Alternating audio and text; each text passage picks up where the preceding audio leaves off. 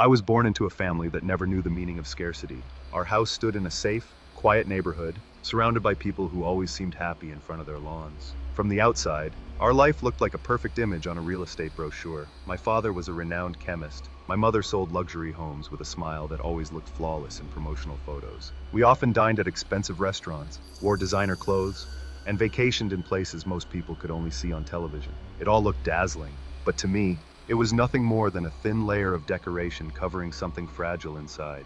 Since childhood, I felt as if I lived inside a glass box. Everything was neat and polished, yet I could never step outside to breathe freely. My parents dictated every step I took, from the clothes I had to wear to the way I spoke to adults. They placed the weight of their expectations on my shoulders as if I were their personal project, an investment that had to yield perfect results. I rarely had time to play. Friends? Almost none. Whenever I tried to complain, they would just say I should be grateful.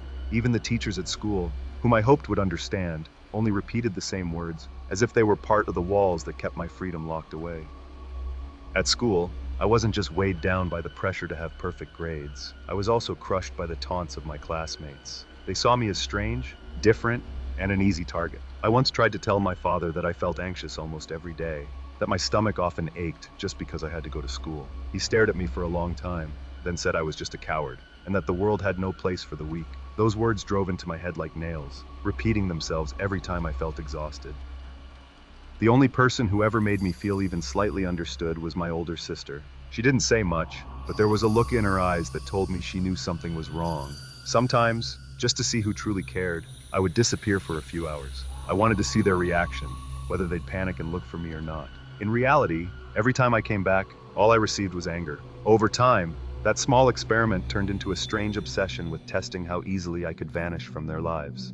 Eventually, I found a faster and easier escape: alcohol. I drank it secretly in my room, sometimes even at school, hiding a small bottle in my jacket pocket. It felt like it gave me a brief pause from the suffocating pressure. One time I got so drunk during class that the school called my parents. Instead of being worried, they only hated me more, seeing me as an embarrassing burden. At that point, an idea slowly began to grow in my mind, an idea that would change everything. No longer just disappearing for a few hours, but disappearing forever. The plan started to take shape when I was in high school. I was old enough to understand that running away wasn't just about having the courage to take the leap. It was about preparing everything so that I could never be found again.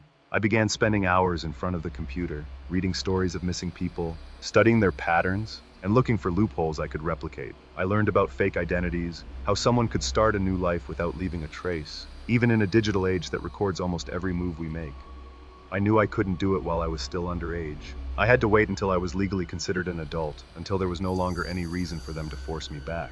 That's when the opportunity I'd been waiting for came. One night at the dinner table, my parents announced plans for a family vacation. The destination wasn't decided yet, but I saw an opening. Calmly, I suggested a country I had read about, a place notorious for high rates of organized crime, human trafficking, and missing tourists. I didn't mention my real reason, only speaking of it as if it were an exotic and fascinating place. Strangely, they agreed. From that day on, I started studying the country more deeply. I marked risky locations on the map, looked into how the local police handled missing person cases, and thought about how I could use the place's reputation to make my disappearance look like a tragedy. A week before departure, my plan got a major boost. While searching for a charger on my father's desk, my eyes caught a small post-it note stuck to the side of his monitor. On it was a combination of numbers and letters I immediately recognized as a password. I tried logging into his bank account on my laptop, and it worked. My heart raced, but I wasn't foolish enough to take a large amount right away. Instead, I began withdrawing small sums every day, just under the limit that could trigger a bank alert. I did it patiently, as if slowly draining a pond so no one would notice the water was disappearing. By the day of departure, I had 25,000 euros in a hidden account. The trip began like any normal family vacation. We arrived at a luxury hotel, had dinner at an overpriced restaurant, and enjoyed the spa. Smiling in front of them, I ordered excessive room service just to bloat the bill, a small step to make things harder for them when I was gone. That night, I spoke with my sister on the balcony. The air was warm, and for the first time in my life, I told her I loved her. The words came out stiff, like something rarely used, but I meant it. She looked at me for a long moment before saying she loved me too. There was a moment when I almost called the whole thing off, a moment when I thought maybe I could survive this if it was for her. But then, memories of that house, my father's cold voice, and the tightness that had been in my chest for years came rushing back. My plan stayed intact.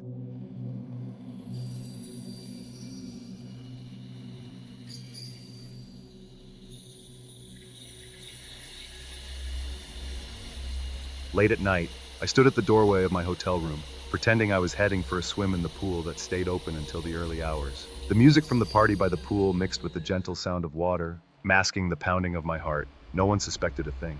Earlier, I had prepared everything: a backpack with new clothes, cash, and fake documents tucked into the bushes near the back fence of the hotel, in a spot hidden from the security cameras. Every detail had been calculated over and over again in my head. Once the crowd was lively enough and everyone's attention was drawn to the other side of the building, I moved quickly.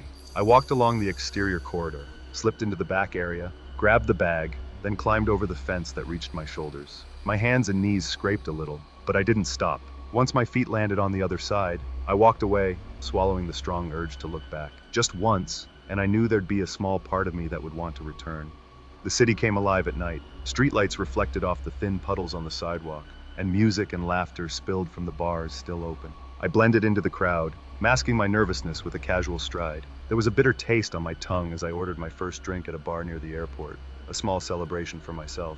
Glass after glass, I kept glancing at the clock, waiting for the departure I had booked weeks ago with my father's credit card. When I finally sat in the plane seat, the cabin lights dimmed, and the roar of the engines grew louder. A heavy sense of relief filled my chest. Once the plane lifted off the runway, I knew there was no turning back. I was heading to my home country, not to live in the house, but to erase the remnants of my past existence. With a duplicate key I had secretly made, I entered the house when everyone was at work. I took a few personal belongings, photos, notebooks, things that only held meaning for me, then left without leaving a trace.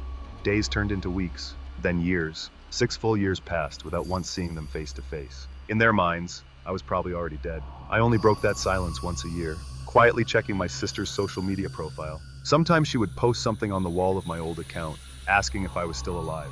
She was the only one who ever cared. I had promised myself I would contact her one day, but only after our parents were gone. Now I live under a new name, in a city I had never visited before, with a modest job and my own small family. No luxury, no grandeur, but there is a freedom I never had before. Maybe in the eyes of the world I am nobody, but for the first time, I feel like myself, and that is more than enough.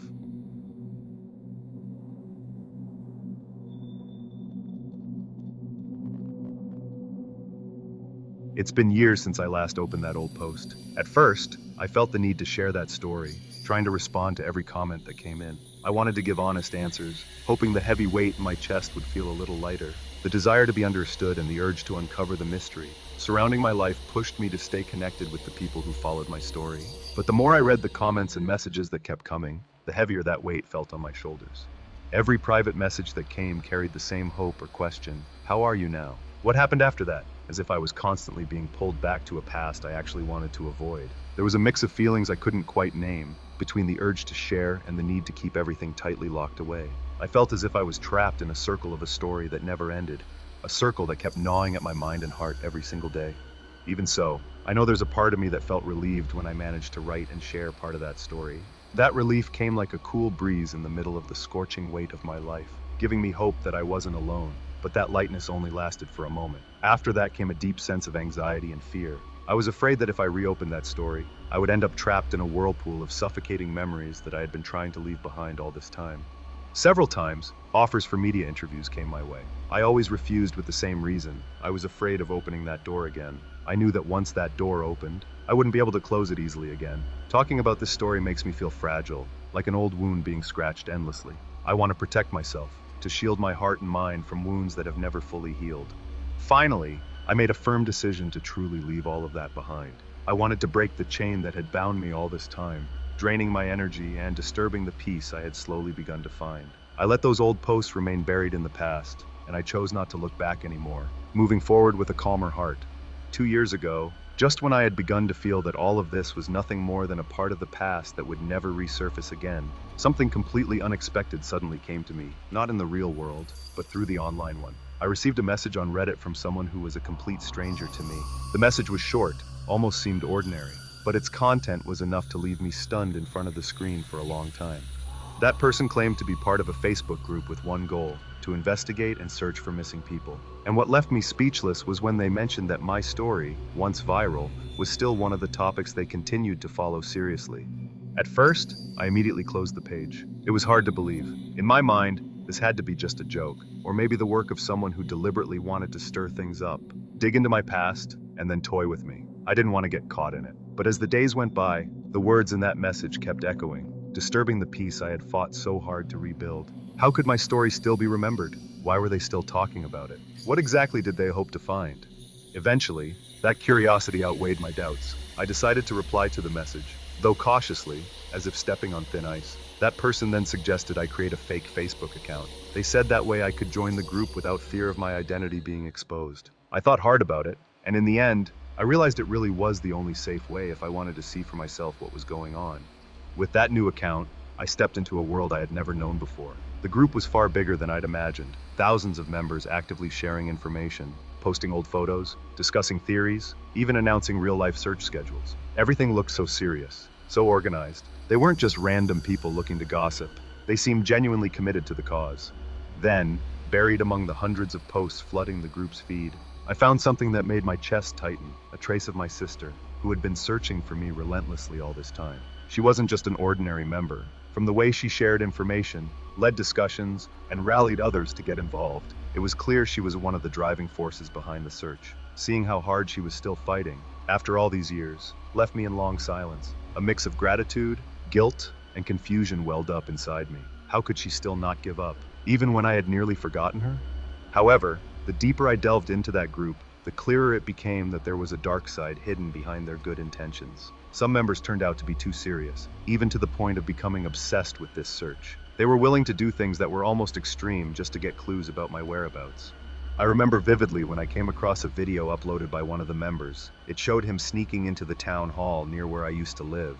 He secretly recorded, hoping to find even the smallest piece of information that could lead to me.